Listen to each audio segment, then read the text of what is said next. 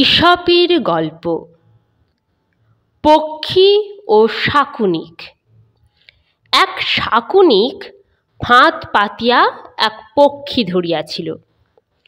পক্ষী প্রাণনাশ উপস্থিত দেখিয়া কাতর হইয়া বিনয় বাক্যে শাকুনিককে কহিতে লাগিল, ভাই, তুমি দয়া করিয়া আমায় ছাড়িয়া দাও।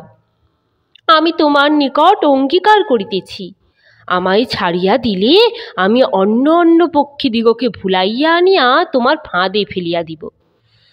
বিবেচনা করিয়া দেখো, তুমি এক পক্ষীর পরিবর্তে কত পক্ষী পাইবে।